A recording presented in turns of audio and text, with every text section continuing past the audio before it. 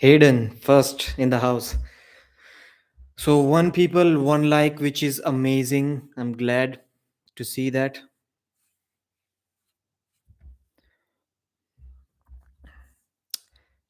Two guys in the house. So welcome everyone. I'm saying everyone because more people will be watching this video when it is published. So right now only one guy, one left. How are you doing, Hayden? Where are you from? I think I asked you before also. Hayden is the Aussiest name I've heard. Reminds me of Matthew Hayden. Joel Suraj in the house. Welcome again, brother. So what happened is I always create live stream from my laptop, but this time I tried to create a live stream from mobile phone. And when I opened my laptop, the studio was not opening because I've connected hotspot from different phone. Then I tried my phone, then studio was opening. Don't know what is the reason for that. But when I opened YouTube Studio, there was no scheduled live stream, which was kind of strange. I don't know why. Maybe I scheduled it for 9 p.m. my time and it was past 9 p.m. 5 6 minutes. Maybe that is why it was not showing up. So I had to create a new one. Hopefully, I didn't bother you much. Megatron, hey Pradeep, hope you are having a nice day. Day was amazing. Day is still amazing. About 3 hours remaining in the day. Jeremy H, what's up, Pradeep? Just doing my regular Sunday live streams, man. How are you doing? Ekansh Parashar. Hi, Pradeep. Hi, brother. Jonathan, the man of the hour is on. Right. Unfortunately, I was again late due to some technical problems, which are almost always there with almost everyone. Randy Savage, hey Pradeep, you are one of the best supporters of the channel. Always comment under almost all of the videos, and all of you are because I'm like very lucky to be getting as much attention, as much love, as much views as I'm getting right now. So early in this stage of my YouTube and arm wrestling career. Sab the B, hey, welcome, man, welcome. So let's talk about a few topics. First, I want to start with King of the Table. Let's say King of the Table 3. There are three super matches. So some news for you guys also if you haven't been really up to date with the arm wrestling scene in last few days. So one match is Gabriela Vasconcelos versus Sarah Beckman, the rematch. So let's talk about that match. What are your predictions on that match? Who do you think is going to win? First of all, 10 likes, 24 live. Let's take that number to 14. Sab the B, hey. Oh, okay. I have already read all of the comments. 20 guys in the house. Still 10 likes. Maybe my video is lagging. Saying connection is unstable. What the F? Stacy Morgan in the house. Morning, brother. Morning, Stacy. Keith Thomas again. Welcome, brother. Happy Boxing Day, Pradeep. Thanks for the live national or country wise. Nug Whisperer, member of the house. Welcome, brother. Welcome. And thanks for supporting the channel. Please give me a little feedback on live stream video quality and audio quality because still no Wi-Fi connection. Very unfortunate. I think in your country, some of you guys from North America or some other countries, maybe your countries provide 5G connection, but in India only 4G connection is there. Sab the B, Gabby with ease. She seems to be improving and is active in WAF, right? Sarah Beckman had one big super match or two super matches in Engin's event about 4 5 months ago, 6 months ago maybe. No, it wasn't that much. Maybe 4 months ago, 5 months ago. She looked good. She looked good, but not like completely dominant over that other lady. I forgot her name. Yeah, but Gabby should be the favorite in that match. Lagia is saying Gabby 3-1 or 3-0. I kind of agree with that. This is also my assumption. Ekansh Parashar.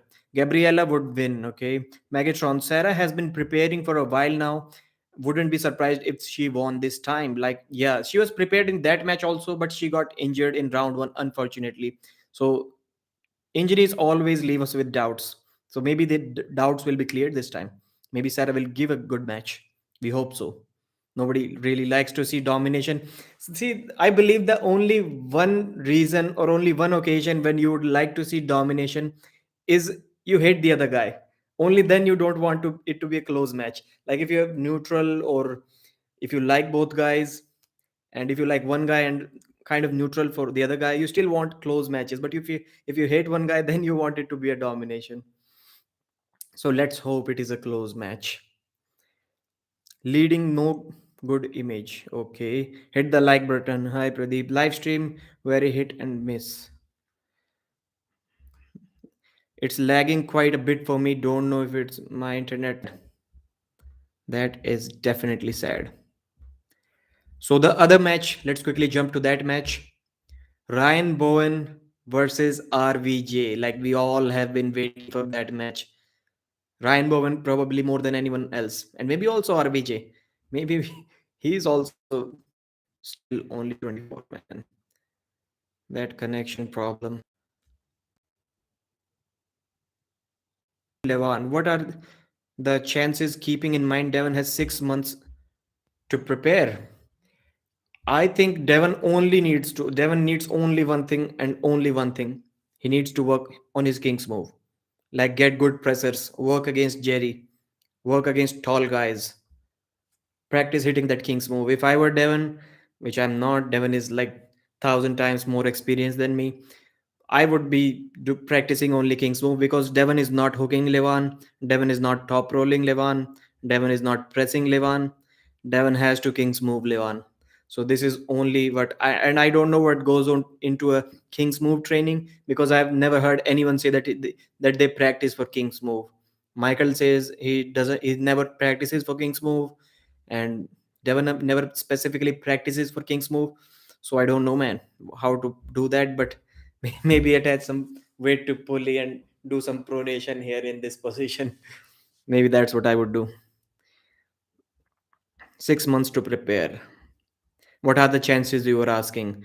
Very low, very low. I would say 5 to 10%. Bro, what do you think? Wideman is asking, what do I think of a match between Lachlan Adair and Mike Aiello? Who will be the winner? Lachlan Adair has gotten quite some confidence in the past maybe 1 or 2 years. So he was not totally outmatched in the previous Lachlan Adair match. Like there were some long matches, but Mike Aiello always looked confident. But right now, I think Lachlan is confident enough to straight up jump into a hook with Lachlan, and he can be a little bit faster than Mike Aiello, and I think Lachlan can win that match right now. But Mike Aiello is a very dangerous opponent for hook pullers. With, if you're a good top roller, you can deal with Mike Aiello, but for hook pullers, he's really tough guy. Sab the B. For me, Ryan Bowen is a slightly underrated and RVJ is overrated. I think it's a 60-40 for RVJ. I don't think RVJ is as good as he thinks. I kind of agree with you, Sab the B. And my thoughts about this match were I said that in 2022, about a year from now, I said that thing 1 month ago that Ryan Bowen takes this match. For me, the reasons for me were because RBJ has been arm wrestling for a very long time, like 15 years at least. And he's over 40 and he claims to be natural. So there is not much scope. No matter how much he says that, if he trained, if for past 2 3 years he's been saying, if I trained for a match. So what reason do we have to not believe that he's going to say that thing again? Like if I had time to train, if I had the motivation to train. So he's not really getting better at this time. Maybe Ryan Bowen match can force him to get better because he wants to like destroy Ryan Bowen or something. But I don't really see that happening. And Ryan Bowen at that time was getting over 100 kilos, 102 3 kilos at that time, around 100 kilos maybe. And he said that he wants to be the best in the world, not just in his weight category, in overalls, which I clearly said that is not possible. It is not going to happen. But still, no sound or anything, Timmy Turner. But I can still hear fine. Okay, okay. The audio is working, hopefully.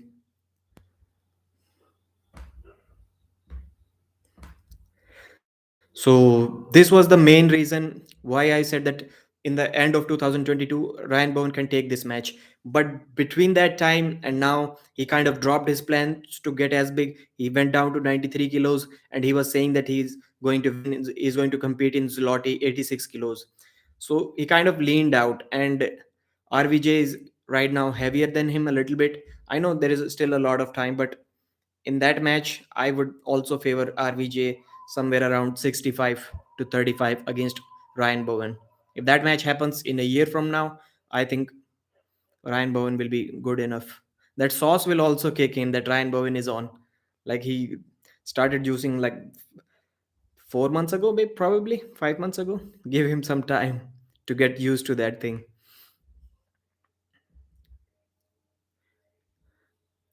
Lagia, people keep ignoring that Levan also has 6 months to prepare. He also really wants this win and he wants it flawless. Just saying, right? I can understand. Timmy Turner, please give another feedback if you're still there.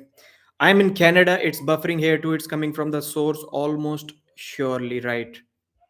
Definitely. But I can hear fine. Thanks, Aaron. Just wanted to check. Sometimes it's my service. He definitely needs to destroy Ryan. Like, okay, Adam. Moinir B, I can hear fine, okay. Hope it will be sorted out.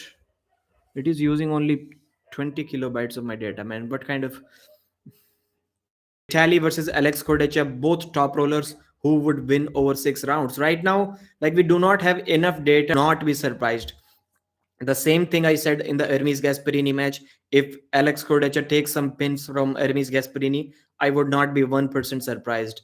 The same thing I'm going to say about this match also. If if Alex is able to, even if he's even able to beat him, I will not be surprised. But if I have to make a prediction, I would have to go with Vitaly Laletin because Vitaly is also fast.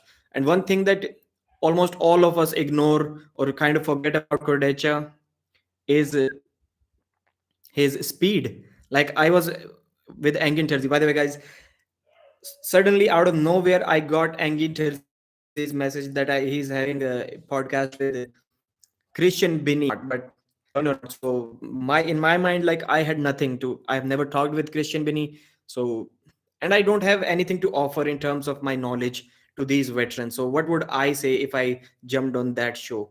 But then I thought that if I do not have anything to say, anything to speak, it means I have everything to learn from these guys. So I was about to go to bed, but immediately jumped on that podcast around 12 a.m. my time, so midnight. Really enjoyed it, but there was some problem in that video. The YouTube said it is out of context or something, so Engin Terzi made it private. It is not available right now, but about, I guess, 1,000 people watched it, maybe a little bit less than that, before and Engin made it private. So that was about Alex Kordecha versus Vitali. That's what we are talking about. So Alex Kordecha's speed, this is what most of us kind of tend to forget. If you remember, if just forget about the Dimitri Trubin match, Dimitri was always faster than him. Kirtagali Ongorbayev and Krasimir Kostadinov, Ryan SP right and left handed, Hermes Gasparini, about 5 matches. So, and all of them in all 6 rounds, Alex Kordecha was the one first hitting. Like his off the go reaction, his speed. This is what also gives him benefit. If a giant, a strong man with probably, before now, I used to say top 8 or top 5. Right now, I may even say that he could, not so sure, but he could even have top 3 pro nation in this world. I'm talking about pro nation. So with that much power and also speed, man, it is really difficult to handle a couple of rounds. Adam, RVJ will not be seen again. I don't remember the name of the actor or whatever it was. GM Bobis with the super chat. Thank you very much, brother. Thanks.